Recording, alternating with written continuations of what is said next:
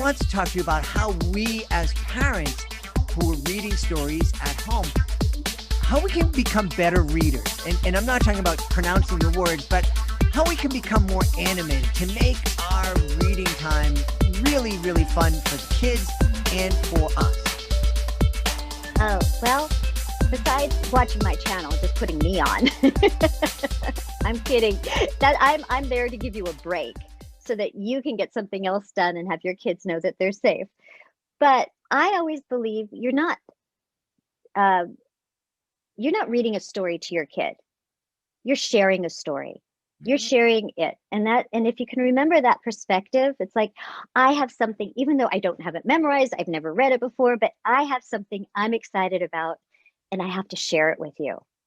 And if you come to every story with that perspective, you're already like 98% ahead of the game. Yeah. But then go ahead, you have a question? No, I was just going to say, I think you're right. It's that whole difference between, okay, you want me to read this book again? Fine. I'll read the book again, as opposed to, hey, I got a story. I know you heard it before, but I'm going to tell you this story again, and it's going to be a different experience. Yes. And as a parent, because I have kids too, reading the stories over and over again and you're exhausted, skip a spot accidentally on purpose. Skip a page or don't read something. If you've read this several times and your kid knows it, they're going to wait. You're like, what? And let them start to read it back to you or tell you what you're missing and make it interactive. I mean, unless you want them to fall asleep while reading it, then disregard everything I just said and be monotone. But as interactive as you can make it so they can participate with you is always, it's the best. Yeah. It is that idea of performing and being silly together. And, I've had the pleasure and the joy of being able to do that on stage in front of an audience with both of my kids when they were younger. They wouldn't think about coming on stage with me now, but when they were younger, they would love to come up and be silly and be entertaining and to make kids in the audience laugh. And when we can do that for each other, because I remember times when we were reading I was reading with my kids and I'm doing the characters, but just my daughter would say one word or my son would make one noise and it would crack us up and we would just fall apart. It would be so funny. That's what makes it so wonderful. It's then yours. You're sharing the book. You're not telling the book. Yeah. And that's always important. I think you asked me once some tricks. Absolutely. Yeah. So, it's anybody can do this. And when I would read in the classrooms, I would do this exercise with the kids. I'd get them to stand up. So if you're standing, great, but I'm sure. or sitting is fine too. Lying down, one of the other two. But those old slide whistles that you used to go, you remember those? Yeah. Well, you can be a slide whistle. If you think you're sending out, if you were going to just go, right out the top of your head, it would be the highest voice you could make. Yeah, anything. It doesn't have to be musical. It's just a sound. Okay. It doesn't matter. And then if you were to think of it, actually, if you want to do nee, it's fun. So you're like nee at the top of your head. Try that. You sound like going out the top of your head. You're like a radar going by. Okay, now skip to the bottom of your feet. If you were to send that nee out the bottom of your feet, how would it sound? I see. Nee. I don't know if I put it all the way down on the bottom of my feet, but it was lower. Sit it down as far as low as you can do it. Okay. There you go. That's perfect. Now the trick, is to take it from the top like the side whistle. So take a big breath and you're going to go at the top of your head all the way down.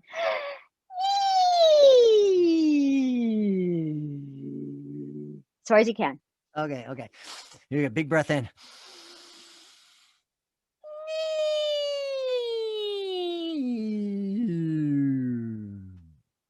Perfect. Now come back up. Go ahead.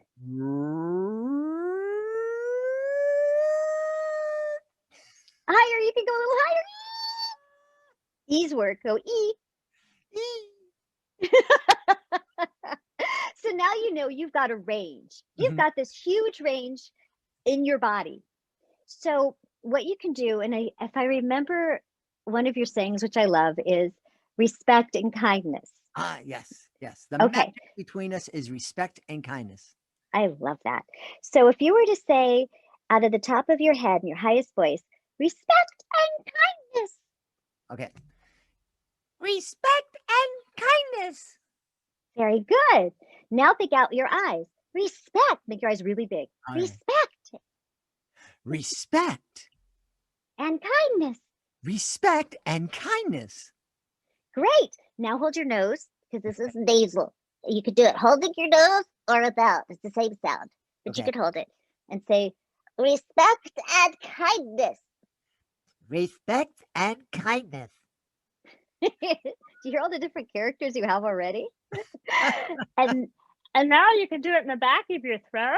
Oh. Respect and kindness, all the way at the back where your tongue goes down your throat. Yeah, there was a character who used to do this. I forget who it was. Respect and kindness. I didn't get it back there. Don't tilt your head up. Keep your head straight. Respect and kindness. That's good.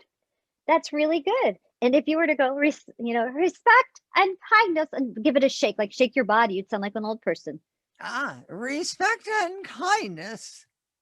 There it is. There's an older person that's trying to be very diligent. And then you have what we call the chest voice or the heart voice. Mm-hmm. Respect, and that should be your natural voice. Respect and kindness. Respect and kindness. Very good. And your stomach.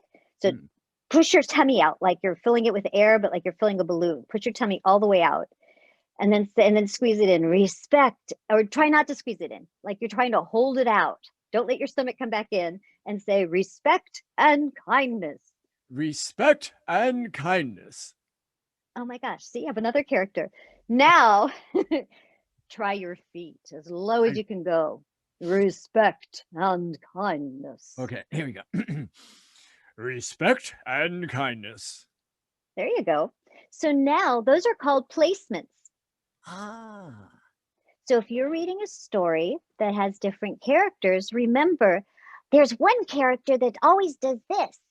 And then maybe your boy character just making out the side of his mouth, but he's back in his throat as the boy character. And the mom is the heart and the dad is the feet. Awesome. And then you can have all these different, like respect and kindness. Yeah, respect and kindness. Respect and kindness, dears. Listen to your mother. Respect and kindness. And you have all these different places. Yeah, that's fantastic.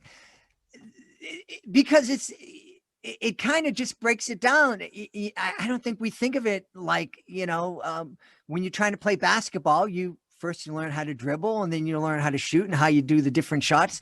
And I think when we go in and we start reading stories, we don't think about the fundamentals. And, I think sometimes we overthink it, or we get intimidated by it, but such easy kind of as you said, kind of placements of where we can, our mind can be when we're trying to voice those different characters. Absolutely. And as you're reading a story, sometimes they're talking to each other like, hey, let's go to the park.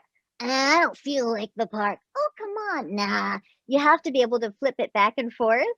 Think of your placements. And then all of a sudden, it's a little easier. And then if you get more advanced with it, then you add attitude. Attitude. I see. Attitude. Because there's always going to be, in most every story, the ones that want to do something, the ones that don't want you to do that thing, the ones that are in charge, and then the ones that want to be in charge. There's always that attitude, Yeah. Anyway. I think that's great. I would love to challenge some folks who are listening. I know we're all on social media and whatnot. Be brave. go out and record yourself doing some of these exercises that Dina suggested and put it up on social media and tag us, and we'll I'll share it and let folks know what I think about it. Oh, they're not exercises, Jedlie. They're tricks. They're tricks. They're tricks. It's so much fun to do tricks. Well, as a magician, I know that's true. It's absolutely true.